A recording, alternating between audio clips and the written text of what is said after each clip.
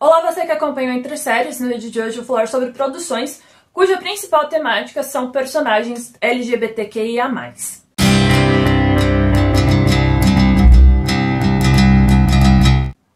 Antes de começar o vídeo, eu peço aqui para você curtir, compartilhar e se inscrever no canal, ativar o sininho, porque você recebe todas as notificações, tanto dos vídeos mais longos quanto também dos shorts que o canal acaba produzindo.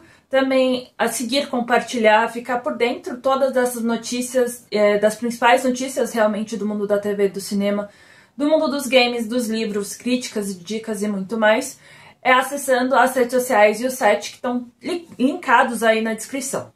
Bom, o vídeo de hoje é uma celebração, né, da comunidade LGBTQIA+, porque em junho, para quem não sabe, é considerado o mês do orgulho, e então eu acho importante aqui trazer algumas produções, principalmente do mundo televisivo, principalmente dos Estados Unidos e do Reino Unido, que foram importantes, principalmente nas últimas décadas, para falar mais, para se abrir mais sobre a comunidade LGBTQIA+.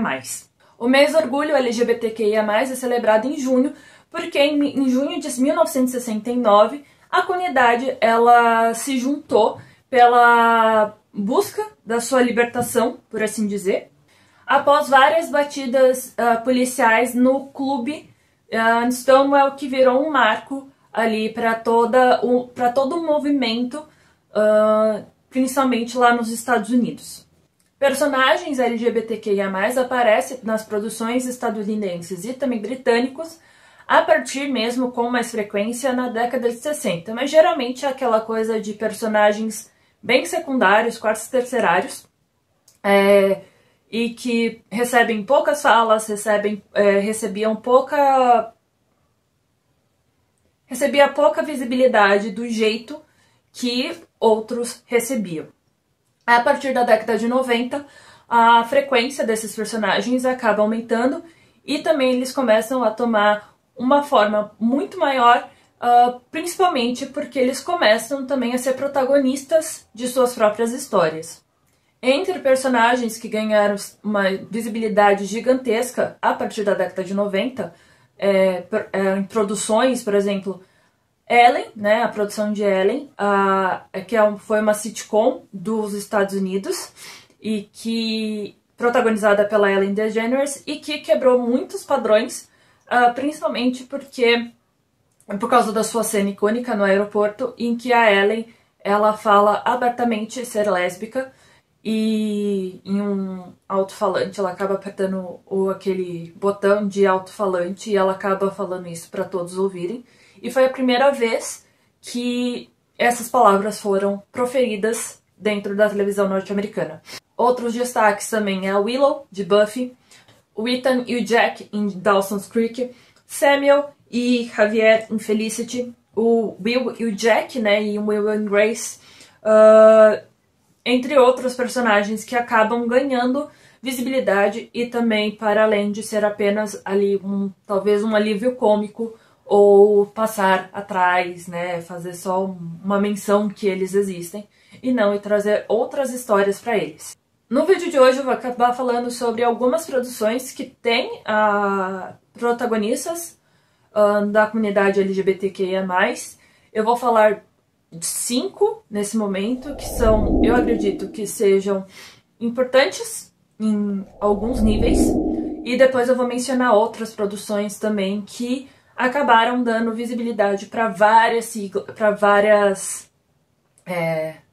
letras da sigla LGBTQIA+, que as pessoas esquecem que também estão ali dentro, né? O mais não é somente uma coisa bonitinha. A primeira série que eu vou falar é Queer as Folk, que ganhou sua primeira versão lá no Reino Unido entre 99 e 2000, foi exibida pela Channel 4. Uma criação do Russell T. Davies. Ela contou a história de um grupo de homens gays em Londres, na época, e ela ganhou 2 versões estadunidenses. Uma exibida pelo Showtime, e que durou 5 temporadas, foi exibida entre 2000 e 2005, e a outra mais recente em 2022, que foi exibida pelo Peacock. É importante notar aqui que o Showtime virou um grande hall, né? É um grande momento de exibição mesmo de personagens da comunidade LGBTQIA+. Além de Queer as Folk, outras séries conseguiram explorar esses personagens bem abertamente, com destaque principalmente, obviamente, para The L World e The L World Generation Kill, que é o spin-off, e que realmente explorou bastante todas as siglas, ou boa parte da sigla. Eu falei que ia falar de 5 séries, mas na verdade são 6 séries, mas tudo bem. A segunda série que eu vou falar é Looking, que foi exibida pela HBO. A série contou com Jonathan Groff e o Murray Bartlett no elenco, entre outros nomes, obviamente. Ela durou 2 temporadas e mais um filme. Ela talvez tenha sido uma questão um pouco mais... realmente mais HBO de ser. Sobre um grupo de amigos, todos dentro da comunidade LGBTQIA+, em São Francisco, então explorando a cidade talvez mais LGBTQIA+, dos Estados Unidos, e contou todas as aventuras amorosas e também outros tipos de situações profissionais e pessoais dos personagens. A terceira série que eu vou falar é Pose. Ela foi exibida pelo FX, durou 3 temporadas lá nos Estados Unidos. Aqui está disponível pelo Star Plus, se eu não me engano. É uma das últimas produções do Ryan Murphy. Ele era um dos produtores executivos antes dele assinar com a Netflix com exclusividade. Ele ainda tem outros projetos dentro do grupo Fox, né, do grupo da Disney, como 911, a franquia 911, os American Horror, American Crime, o Field e tudo mais, que ainda faz parte, mas tem agora todas as suas produções novas são da Netflix. Essa produção, em especial, ela ganhou muita notoriedade porque ela foi inspirada na cultura de baile de Nova York, exibida principalmente entre as décadas 80 e 90, e trouxe na história um grupo de principalmente trouxe talvez o maior número de atores e atrizes trans que já foi feito, que participou largamente de uma série, sobretudo premiada, né? Essa série foi exibida entre 2018 e 2021 e, além de ganhar diversos prêmios por causa do Emmy, no Emmy, por exemplo, a Michaela J. Rodrigues, ela foi a primeira atriz trans a ganhar o prêmio de melhor atriz para uma série drama no Globo de Ouro. Algo que eu acho que vai demorar a acontecer no Emmy, não porque eu acho que o Globo de Ouro tá muito à frente, porque tem muito problema nos bastidores, mas porque os votantes do Emmy, eu acredito que é bem próximo do que o Oscar também acontece, que não estão prontos para realmente trazer uma diversidade, reconhecer além.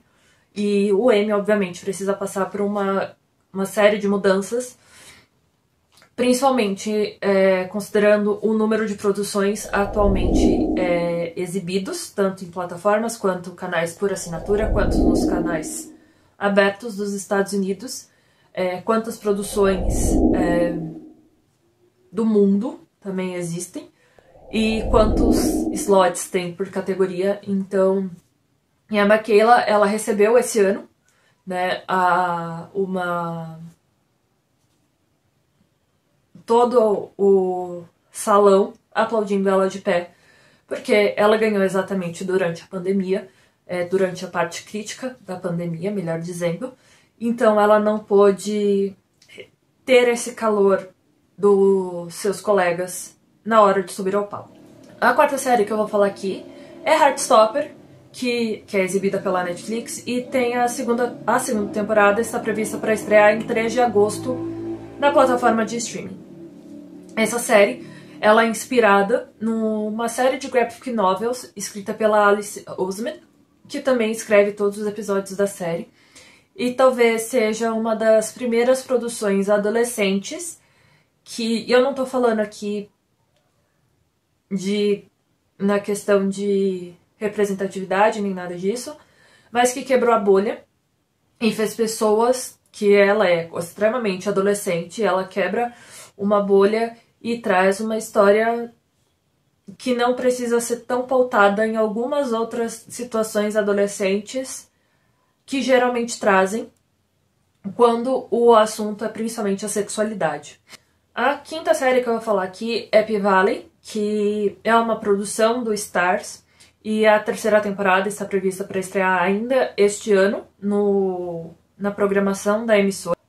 Essa série ela é inspirada em uma peça de mesmo nome, que quase mesmo nome, porque o P ela é responsável por uma palavra que não pode estar presente em um título de uma série, mas ela está lá. E essa peça foi escrita pela Katori Hall, e basicamente a série conta a história de um grupo de funcionários de um clube de striptease. E por fim, eu acho que uma das principais produções é uma produção britânica, uma minissérie britânica chamada de It's a Sin. Ela foi exibida pela BBC no Reino Unido. Como eu disse lá no começo, é uma produção do Russell T Davies.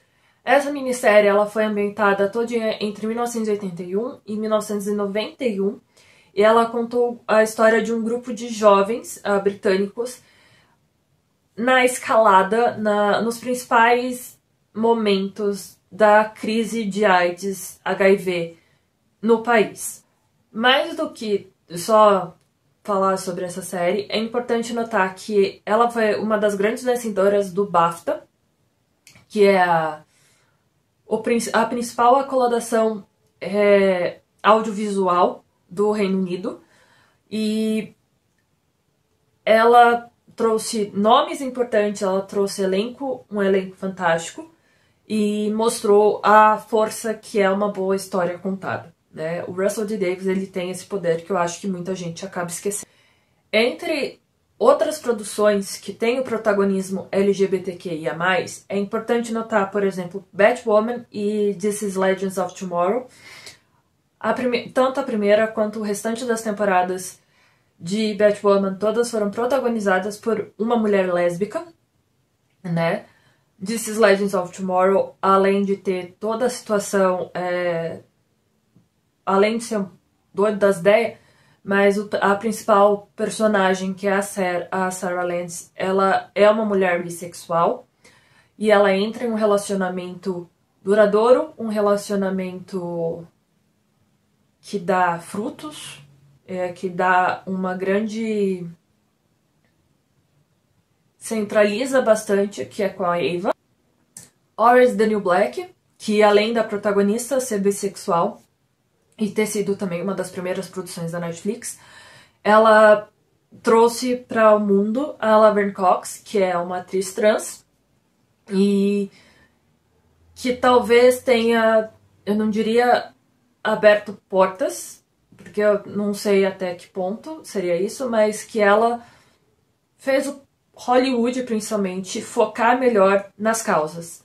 Ainda está muito longe, obviamente, mas as pessoas estão começando a ver para além de alguns aspectos, e ela também advoga bastante sobre a causa, obviamente, e porque além de ser uma atriz trans, ela também é uma atriz negra. Então tudo isso acaba mostrando, expondo algumas feridinhas de Hollywood. Hightown é a protagonista é lésbica. Love Victor, que além de ser um spin-off com Amor Simon, ela também trouxe um garoto gay, né, adolescência, explorando várias coisas de adolescência dentro, obviamente, do Hulu, que é uma coisa mais fechada, mas mesmo assim é importante. Dickinson, né, Emily Dickinson. Sense8, que muita gente, principalmente aqui no Brasil, ficou doido, mas que novamente era tudo um grande poliamor ali, quase espalhado. E a Jamie Clayton, que é uma atriz trans, tem relacionamento gay, tem relacionamento bi, tem tudo. Então tudo ali foi bem encaixado.